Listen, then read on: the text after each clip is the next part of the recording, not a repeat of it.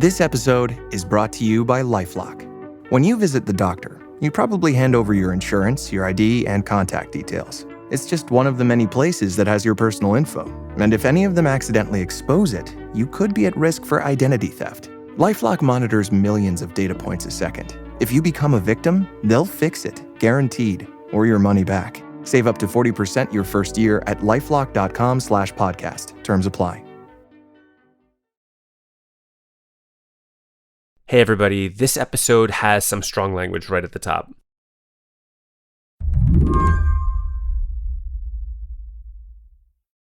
There's this video going around on my socials. It takes place in Washington, D.C. at night. It's this white guy in a pink short sleeve button down. He's walking behind a group of heavily armed federal officers, and he's pissed. Hey, what? You see these fascists right here in our... Fascists? Fuck you! Fuck you, fascists! Maybe he's more than pissed, I don't know, but the scene is mostly chill. Whoever's taking the video is laughing. The whole thing is just sort of unreal, over the top. Shame! Shame! I laugh, but that's the truth. We really talking real shit. The whole time, this guy is holding a foot-long sandwich. And the uncut version of this video, it goes on for close to 3 minutes, but the money shot is right at the end. By this point, he's across the street. And then out of nowhere, you can see him wind up, and he throws the sandwich point blank at one of the officers. Then he runs away with the feds chasing him down, everyone's laughing. The whole scene is just, I don't know, it's very silly. It was at a very popular intersection for people who aren't from DC, 14th Street and U Street Northwest. It's kind of like a crossroads in the city where a bunch of different neighborhoods meet, like popular nightlife area. This is Jenny Gathright, a DC Metro reporter for the Washington Post. She's been covering the district for many years now. I think one reason maybe why it's coming off as silly is because the federal agent, maybe in that portrayal, in that brief moment, doesn't come across as very powerful. Which is exactly the opposite of what Donald Trump is doing in our nation's capital right now. This show of force that President Trump says he's making in the nation's capital, like this sort of random person who throws the sandwich is kind of making a bit of a farce of it. On Monday morning, Trump came out swinging. I'm announcing a historic action to rescue our nation's capital from crime, bloodshed, bedlam, and squalor, and worse. This is Liberation Day in D.C., and we're going to take our capital back. We're taking it back. He announced the deployment of 800 National Guardsmen to fight crime. He also said he's taking over command of DC's police. Our capital city has been overtaken by violent gangs and bloodthirsty criminals, roving mobs of wild youth, drugged out maniacs and homeless people. And we're not going to let it happen anymore. We're not going to take it. In 2023, the city saw a generational spike in murders, more murders than the city had seen in 2 decades, and on top of that, a surge in carjackings and other forms of violent crime. And what I will say about crime is that it is a very serious and unequally distributed problem in the district. But those spikes in crime, they've been trending down. I think a lot of people are puzzled as to why the president would single out DC when it has been seeing these significant drops year over year in violent crime across basically all categories, double-digit drops in recent years, bringing it, in line with national trends. I guess my question is it possible to measure how a city is collectively feeling about crime? And if so, how is DC feeling right now? At the same time as people feel like crime is a very serious problem in the city, as it is in many cities across the country, there is polling showing that a majority of DC residents feel safe in their neighborhoods. Today on the show, what's really behind Trump's takeover of Washington, D.C.? I'm Rob Gunther, filling in for Mary Harris. You're listening to What Next? Stick around.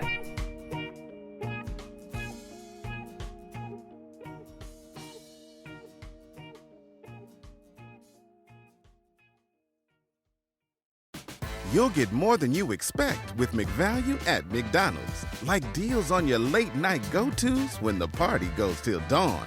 And savings on their faves. So date night always passes the vibe check.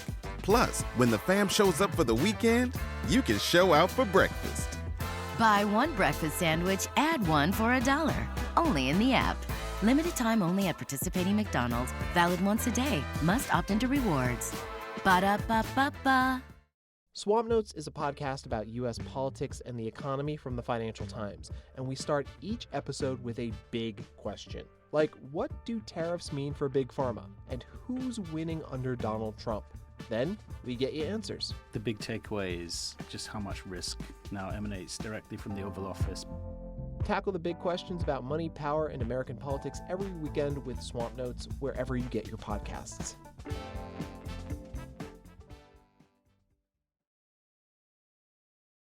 Jenny, this is not Trump's first pass at using federal force in a U.S. city. But when the president sent the National Guard in L.A. earlier this summer, for example, there was at least a somewhat visible protest movement that was used as justification for that effort.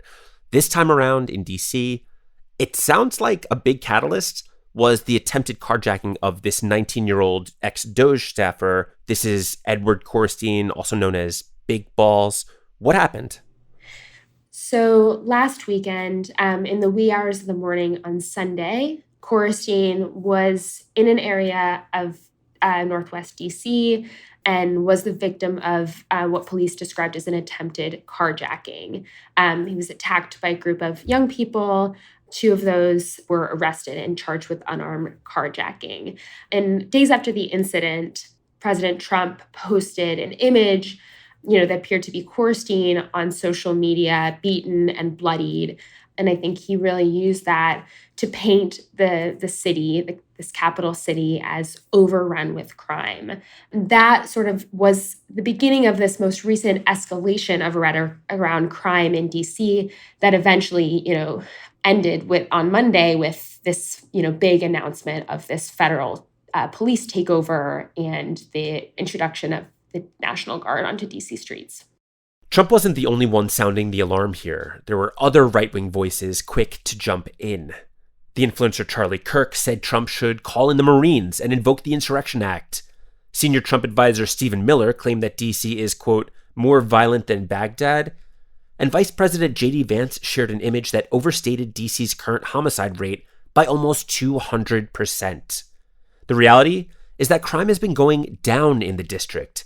According to the Department of Justice, last year DC's violent crime rate reached a 30-year low. But Trump has been talking about DC this way for a long time now. Here he is in March of 2023 at the Conservative Political Action Conference. Frankly, the federal government should take over control and management of Washington, D.C. And at a July 2024 Florida campaign rally.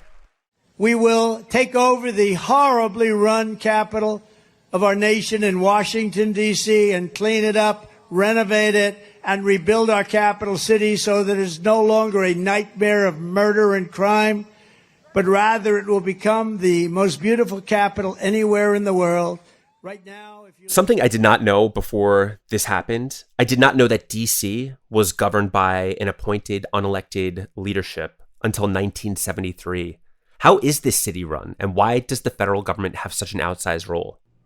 Yeah, so 1973 was the year that Congress passed the Home Rule Act, which gave the city, after many years, a form of limited self-government. That was the act that gave DC residents the right to elect a mayor and council to make and execute laws on their behalf, which had been happening for a long time. And the city, is still under exclusive authority of Congress, who can, has the power to overturn laws passed by DC's elected council. They have the power to basically do anything they want if they have the votes. And we saw this in 2023, right? DC was set to overhaul its criminal code, and the Democratic-controlled Senate said no. And then Biden signed that disapproval resolution blocking the plan. Is that a good example of what you're talking about? Exactly. That is a perfect example of what we're talking about. In 2023, the DC Council was set to do a wholesale overhaul of the city's criminal laws, adjusting the definitions of laws to make them more clear in some cases and make cases easier to prosecute, in some cases lengthening sentences, in some cases shortening sentences. And it was a controversial issue locally. The mayor was actually opposed to this overhaul because it relaxed sentences for certain crimes, including carjackings. And this also became a hot button issue in Congress, where Republicans were incensed that the DC Council was considering this kind of overhaul at a time of surging crime. And they launched this move to block the law, and then some Democrats and the president even got on board in some form. And so, yes, Congress blocked that law, and the city still has not been able to revise its criminal code. So you're talking about the 1973 Home Rule Act, and I'm wondering if you could go a little deeper about how this establishes these sort of dual governing bodies, the federal government and the DC Council. Yeah, so the DC Home Rule Act gives residents the right to elect their mayor and the council, and imbues the mayor and council with the power to essentially run the day-to-day operations of the city, make laws. This is how DC operates day to day under the control of its own elected government. At the same time, the Home Rule Act carves out certain ways in which Congress and the federal government still exercise some authority over the city, essentially. Donald Trump has been talking about exerting some sort of control over DC for a long time now. But I'm wondering, now that he's actually used federal force in a way that he hasn't before, could you talk about the limits to Trump's authority in the district? Yeah, so this police takeover, for example, is, by law temporary. So Donald Trump, declared that he was, that the federal government would assume control of the DC Police Department, and, the police department would in some form report to the feds at this point. He can declare that, and he can keep it going past 48 hours if he notifies Congress, and then it can go for total of 30 days. But then after that, it will require approval from Congress to go any further than that. And approval in Congress at this point would likely require some Democratic support. So it's in some ways unlikely that approval would be granted. So it is by nature, limited in that way. And there's also, some behind the scenes discussions among DC officials about whether the city could have legal grounds to sue the president over this and argue that he didn't make enough of a case that there's an emergency that necessitates this takeover. Yeah, what has DC Mayor Muriel Bowser said about this?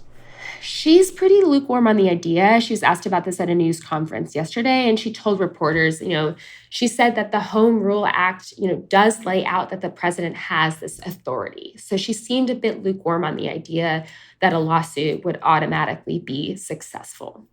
Trump also deployed 800 National Guards troops to the city, which he has the authority to do because DC doesn't have a governor. But what their role will be, it's not clear. So the Army has told us that most of these troops will just be providing around-the-clock presence on DC streets, a lot of intersections. They're going to be focused on providing basically just logistical and administrative support to free up DC police officers. Their role is not to make arrests or do the job that police officers do.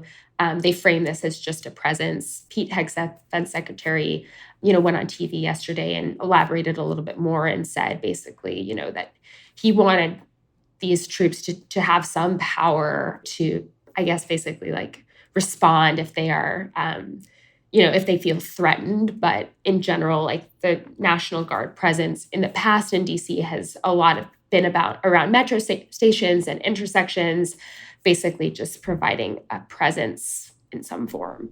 So this does seem to be a limited operation. Even though it's an overwhelming show of force, it's limited. And I'm wondering if the goal is to fight crime. Is it clear that there's an understanding that these troops and police will be doing something different to actually bring crime down?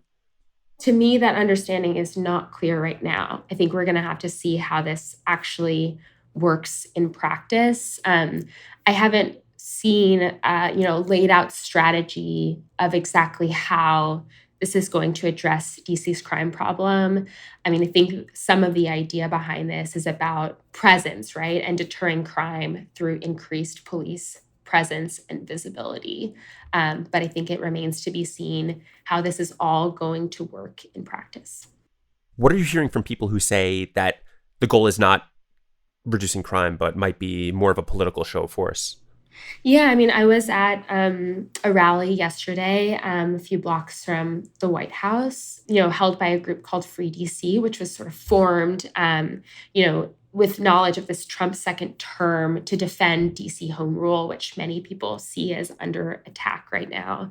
And a lot of the organizers there were talking about how this show of force felt political to them, in many ways. One, like a way of exerting force on a plurality Black city, a city that was historically majority Black, which is an important note of context here when we're talking about, the use of law and order rhetoric. They also noted that they felt like this was a way to use DC as some kind of testing ground because of the unique power the president has here to show that he can sort of take over a majority Democratic city, controlled by a Democratic government, to show some power here in a way that he hopes to kind of spread to other cities.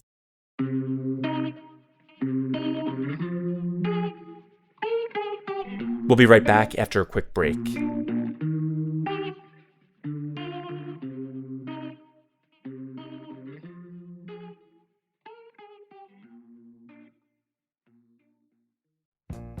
Hi, it's Willa Paskin, the host of Decodering. And we have a new episode for you all about an article of faith for many Americans. It's shocking to me that there's this idea that all Britons have bad teeth. This is not a fringe opinion. It certainly is not. Why don't you get your teeth fixed? I live in Britain. I don't want to stand out. Well, British people have notoriously bad teeth, so... But does this stereotype about British people have any validity? And if not, why do we think it does? I was quite keen to sort of dispel that because it's a bit irritating, Americans always thinking their teeth are brilliant. Might there be something equally strange about American teeth? They look very, fake. Yeah. Whereas here, I've always had patients tell me, oh, don't make my dentures too white. They actually call it horse teeth. Find out on Slate's Decoder Ring, wherever you listen to podcasts. One of the more disturbing aspects of this whole operation comes from some of the rhetoric that President Trump has spoken from the podium. He's talked a lot about the city's population that doesn't have permanent housing. So he's saying that he's going to do stuff like kick all homeless people out of DC. That doesn't sound like it's legal, but has he articulated a plan for what he wants to do with DC's unhoused population? Not really. I was speaking to a DC council member who oversees the committee that deals with homelessness issues in DC yesterday. And he described this as sort of reading tea leaves from Truth Social posts. So I think it's still coming into focus what this exactly looks like.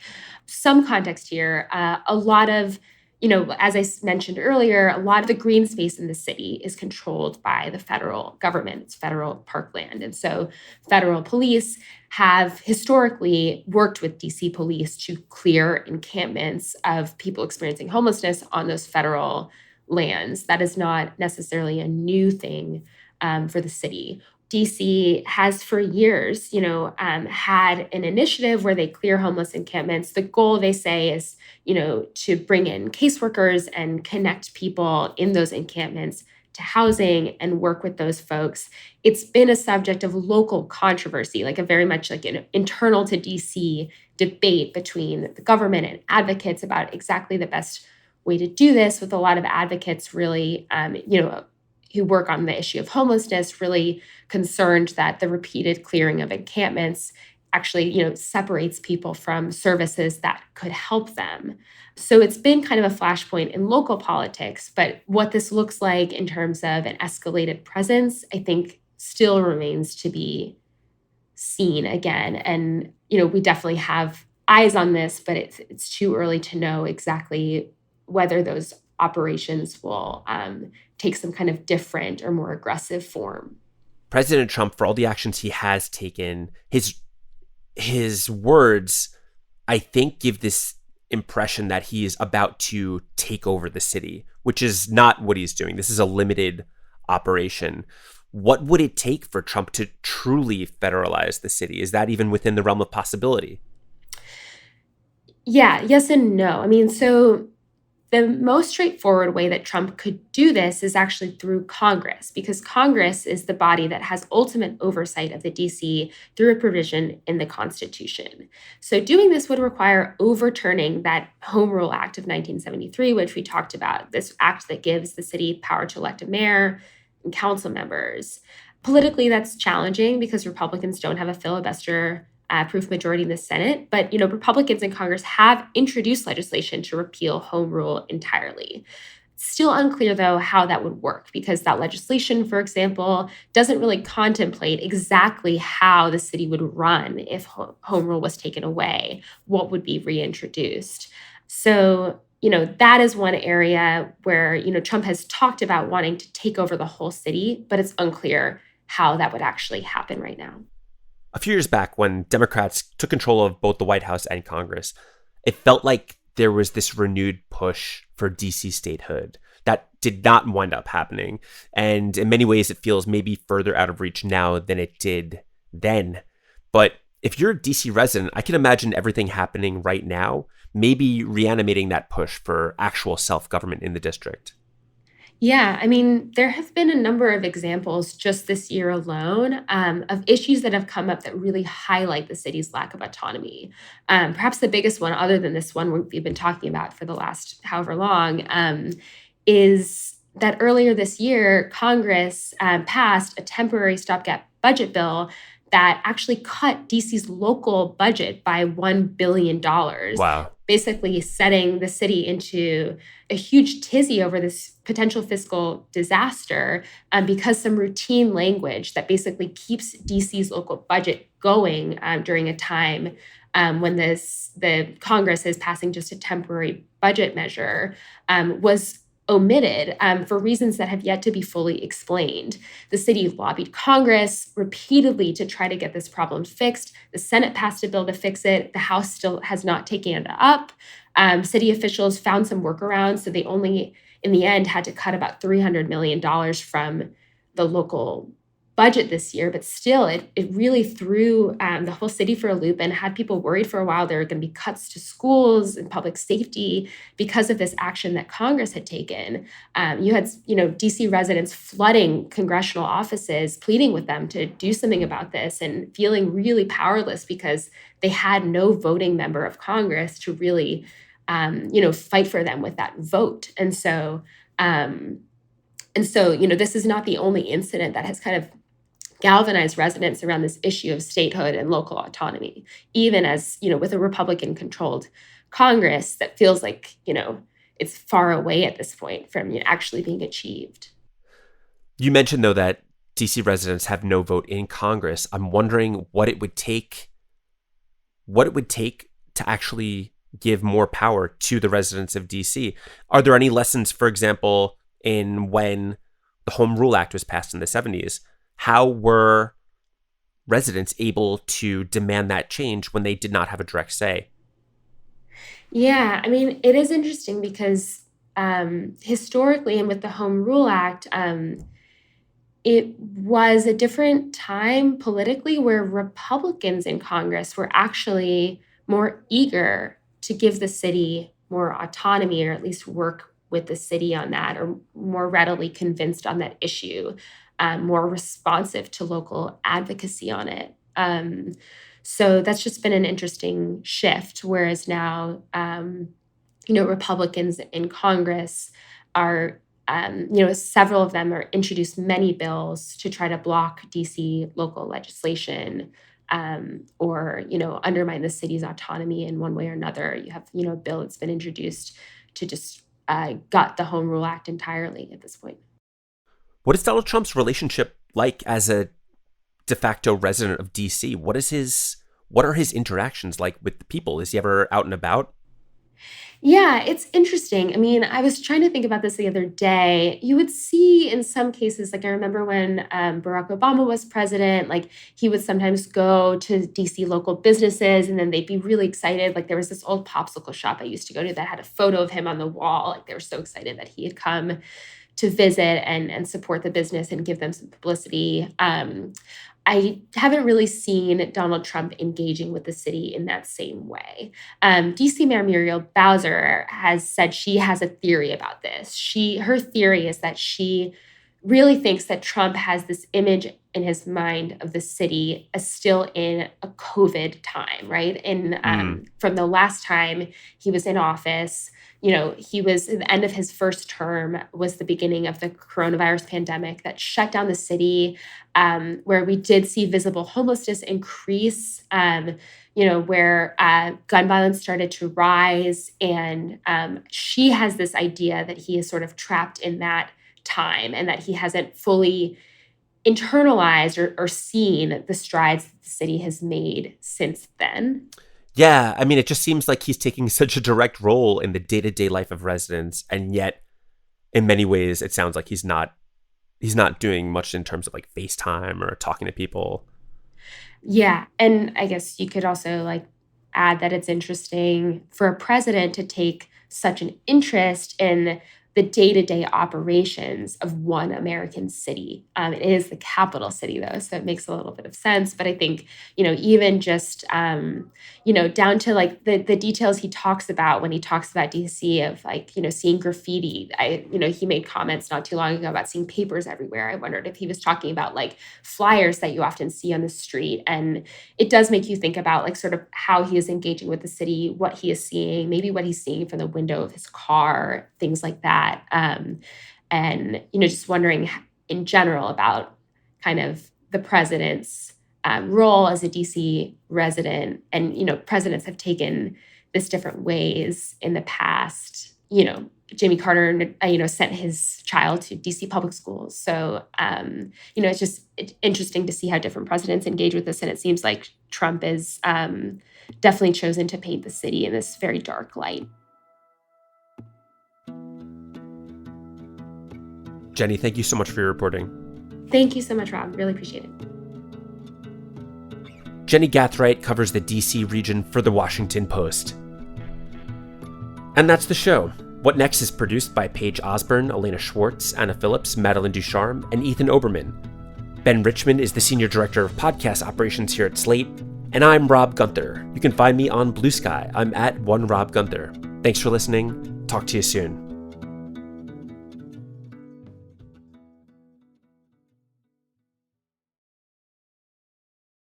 Love is in the air, and it smells like your favorite Hut Lovers pizza from Pizza Hut. Fall in love with 4 iconic large Hut Lovers pizzas packed with toppings, including the Meat Lovers and new Spicy Hawaiian Lovers, starting at $12.99 each. But love won't wait for you to make up your mind. Hurry, get the hookup on a delicious Lovers pizza on the Pizza Hut app, where you'll find even more deals to love. The Hut Lovers line from Pizza Hut, starting at $12.99 each. No one out-pizzas the Hut.